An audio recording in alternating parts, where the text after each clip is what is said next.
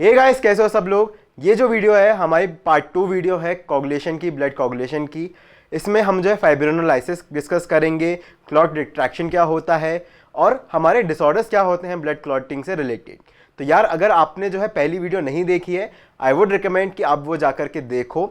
आपको वहाँ पे समझ आएगा कि ब्लड क्लॉटिंग क्या होती है, पूरी प्रोसेस क्या होती है और वो कैसे किन स्टेजेस में होती है। ठीक है। और अगर आपने वो वीडियो देख रखी है तो ये वीडियो ऑफ कोर्स आप ही के लिए है, आप ही के लिए जो है पूरा आगे का मैटर है। हम एक क्विक रिकैप करेंगे पहले कि ब्लड कोगुलेशन क्या होता है। हमने जाना था उसमें हमारे क्लॉटिंग फैक्टर्स लगते हैं, ब्लीडिंग की प्रोसेस को रोकना हमारा ब्लड कोगुलेशन कहलाता है।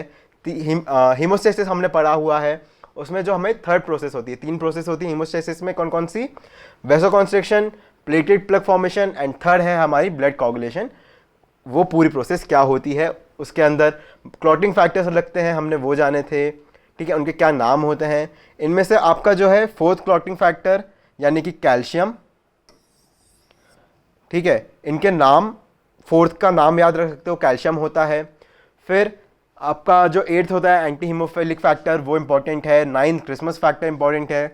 10th स्टुअर्ट प्रोवर फैक्टर इंपॉर्टेंट है। और थर्ड जो होता है हमारा फाइब्रिन स्टेबलाइजिंग फैक्टर। इनके नाम जानना इंपॉर्टेंट होते हैं, इनके नाम याद रखना इंपॉर्टेंट होते हैं। बाकी को आप एक बार को भूल जाओ, बट इनको नहीं भूलना।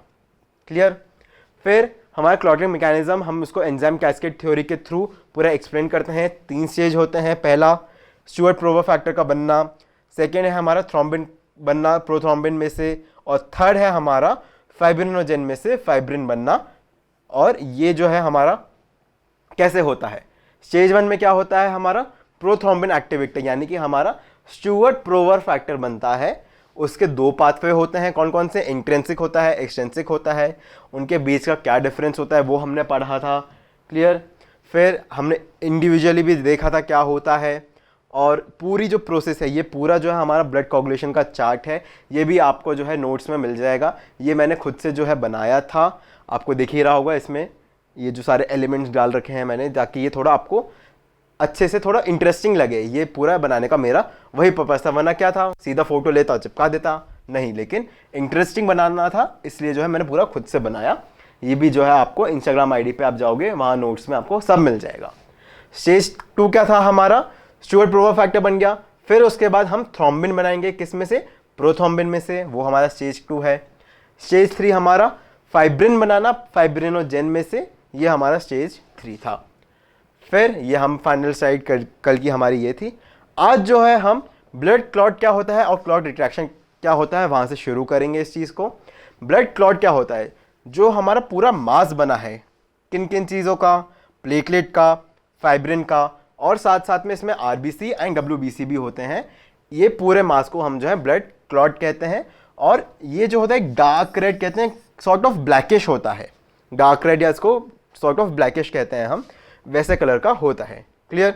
अब क्लॉट रिट्रैक्शन क्या होता है, आपका जो ब्लड क्लॉट बन गया है उसके बाद भी, उसके बनने के आधे घंटे बाद एक प्रोसेस और होती है जिसको हम कहते हैं क्लॉट रिट्रैक्शन, सॉरी, उसको हम जो है क्लॉट रिट्रैक्शन कहते हैं। उसमें जो उसमें प्रेजेंट प्रोटीन्स होते हैं, कॉन्ट्रैक्टाइल प्रोटीन्स होते हैं, जैसे कि एक्टिन, मायोसिन, थ्रोम्बोस्टेनिन, इनका होता है हमारा कॉन्ट्रैक्शन। ठीक है, ये जो होते हैं कॉन्ट्रैक्ट करते हैं और उसमें से फिर इसको स्टेबलाइज करते हैं। स्टेबल तो है पहले से क्लॉट फाइब्रिन के होने से, पर उसको और स्टेबलाइज करते हैं। और इस प्रोसेस में जो होता है सीरम ऊज आउट होता है, थोड़ा सा सीरम आपका जो है वहां में से निकलता है। इस प्रोसेस को हम क्लॉट रिट्रैक्शन कहते हैं। ठीक है, क्लॉट का काम क्या होता है? क्लॉट, अगर मैं बोल दूं आपकी बॉडी पे क्लॉट नहीं बना तो उससे क्या ही हो जाएगा, इससे ये होगा कि बाहर से आने वाले जितने आपके पैथोजेंस होते हैं, आपके बैक्टीरिया हो गए, वायरस हो गए, ये सब जो है आपकी बॉडी पे अटैक करेंगे एंड ये इजीली आपकी बॉडी को इन्वेड कर पाएंगे, इन्फेक्ट कर पाएंगे, आपकी बॉडी के ब्लड स्ट्रीम में बहुत इजीली घुस पाएंगे। इस चीज़ को प्रिवेंट करने के लिए हमारा क्लॉट बनता है। क्लियर। फिर हम नेक्स्ट पढ़ने वाले हैं हमारा फाइब्रिनोलाइसिस। फाइब्रिनोलाइसिस को हम जो है एंटी क्लॉटिंग मैकेनिज्म भी कहते हैं, यानी कि हमारे क्लॉट को ब्रेक करने का मैकेनिज्म जो है वो फाइब्रिनोलाइसिस कहलाता है। फाइब्रिनोलाइसिस, लाइसिस का मतलब होता है टू ब्रेक, किसी भी चीज़ को अगर मैं तोड़ रहा हूं उसको मैं लाइसिस बोलूंगा। फाइब्रिन को ब्रेक करने की प्रोसेस होती है फाइब्रिनोलाइसिस। फाइब्रिनोलाइसिस एक नेचुरल प्रोसेस होती है जिसमें बॉडी जो है डिसॉल्व करती है, ब्रेक करती है हमारे ब्लड क्लॉट को, जो ब्लड वेसल में बन जाते हैं। Clear? This process requires substance called plasmin और फाइब्रिनोलाइसिन। क्या होता है, प्लाज्मिन भी जो है डायरेक्टली प्रेजेंट नहीं होता, वो प्लाज्मिनोजेन के फॉर्म में होता है। वो जो होता है प्लाज्मिनोजेन के फॉर्म में हमारे ब्लड में प्रेजेंट होता है और फिर एक्टिवेट होकर के जो है वो प्लाज्मिन में कन्वर्ट होता है। इस पूरी प्रोसेस को हम देखेंगे कि वो कैसे एक्टिवेट होता है एंड फिर प्लाज्मिन जो है हमारे ब्लड क्लॉट को बनने से रोकता है, उसको डिस्ट्रॉय करता है। Clear? Plasmin is form from inactivated glycoprotein called plasminogen. Plasminogen is synthesised in liver में बनता है and incorporated with other proteins in the blood clot. Blood clot में और भी चीज़ों के साथ मिलकर के जो है ये प्रेजेंट होता है। Plasminogen is converted into plasmin by tissue plasminogen. Tissue plasminogen activator TPA, जिसका नाम हम शॉर्ट फॉर्म में लिखते हैं।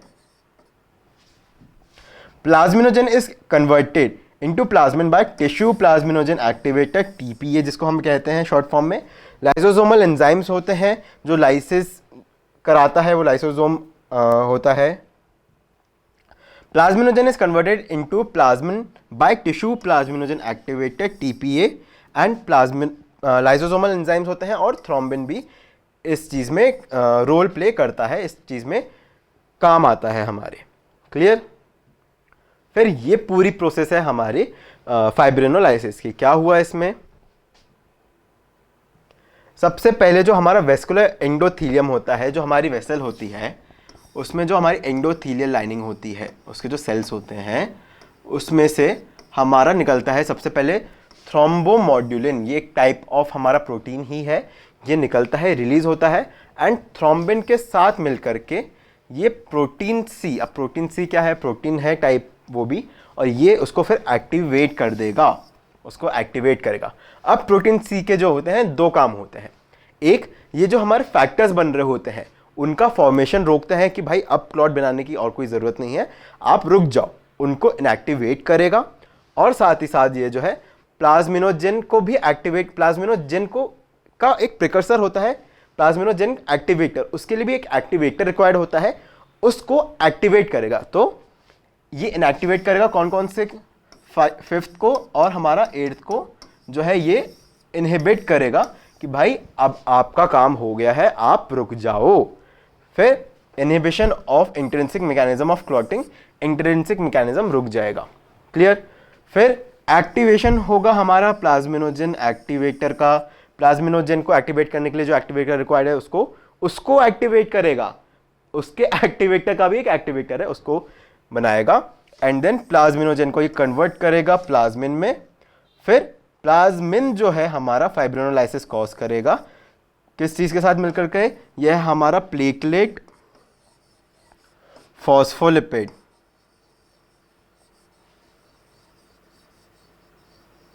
प्लेटलेट फॉस्फोलिपिड है एंड थ्रोम्बिन के साथ मिलकर के जो है ये उसको इनहिबिट करेगा बाकी जो है, और ये फाइब्रिनोलाइसिस कॉज करेगा।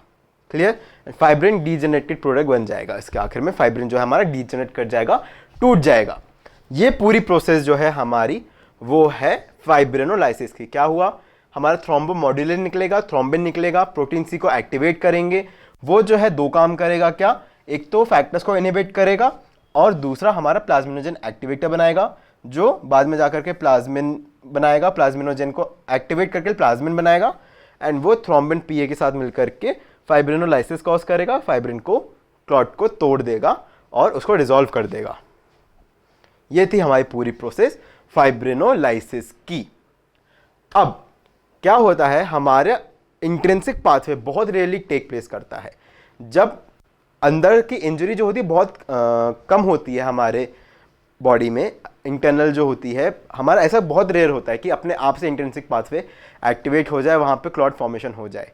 ठीक है, इस चीज़ को प्रिवेंट करने के लिए बहुत सारे फैक्टर्स होते हैं, फिजिकल होते हैं, केमिकल होते हैं। हमारा जो ब्लड का फ्लो है वो अपने आप में एक इंपॉर्टेंट फैक्टर होता है, क्या, इंट्रिंसिक पाथवे को रोकने के लिए।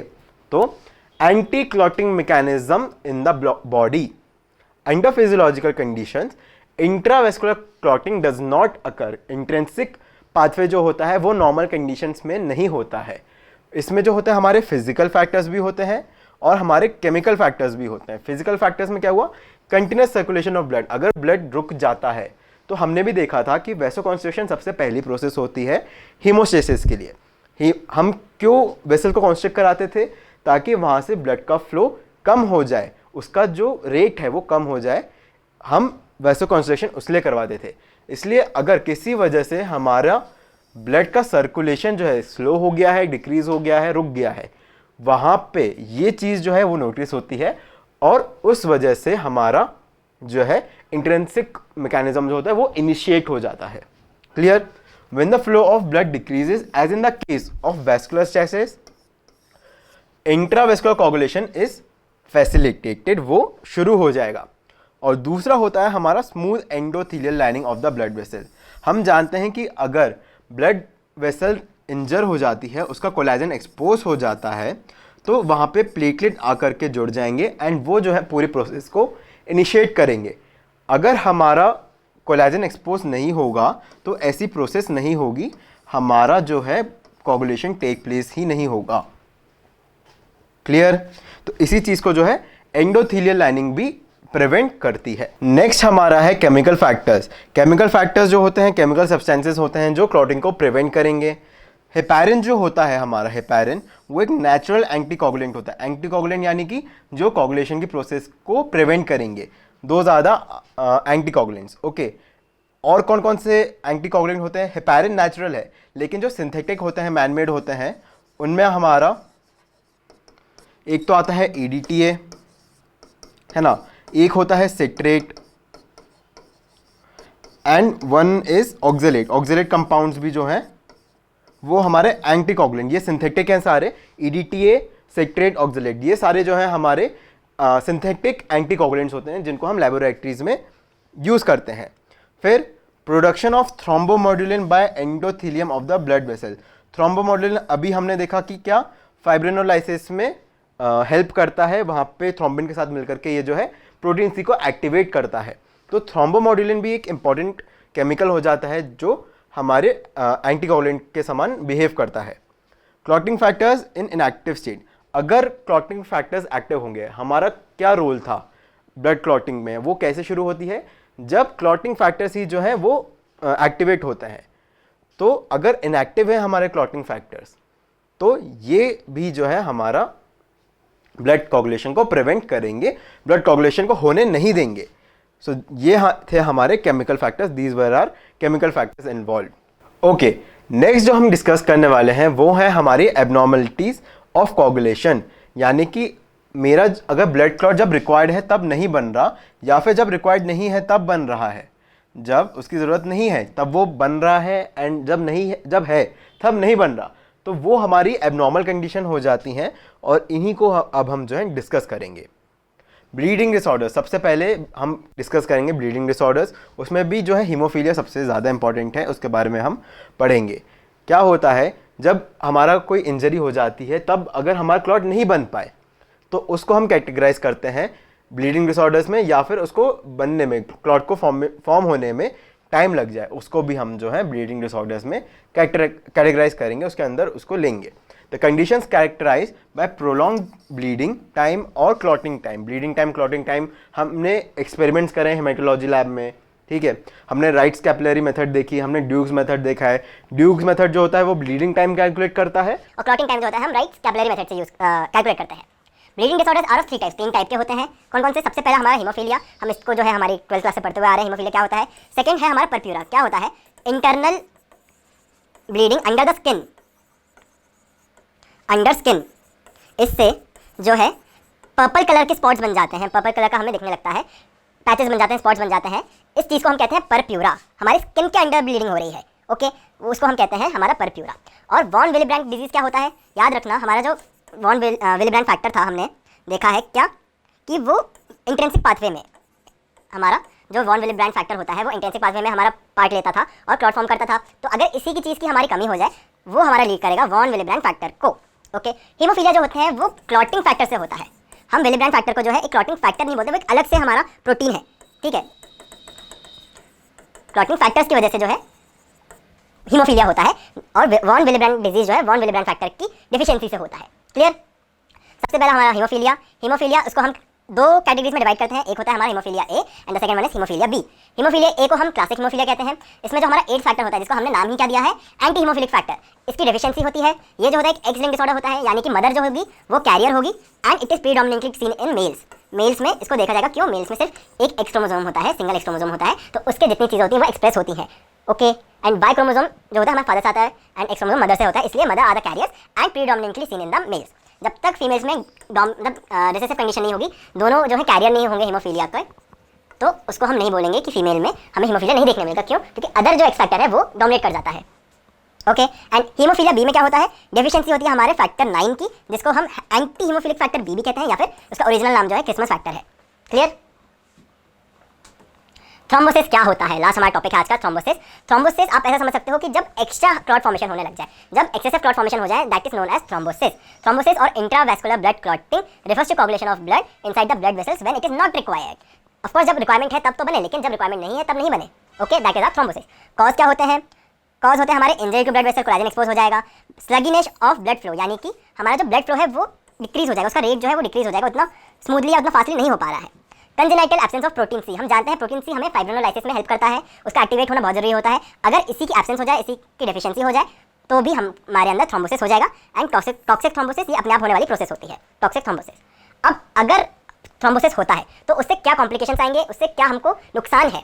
तो इश्कीमिया, यानी कि हमारा ऑक्सीजन उतनी नहीं पहुंचेगी टिश्यूज़ को, हमारा जो रेड ब्लड सेल्स कैरी कर रही है ऑक्सीजन, वो हम प्रोवाइड ही नहीं कर पाएंगे हमारे टिश्यूज़ को, तो उस चीज़ से हमारा इश्कीमिया होगा।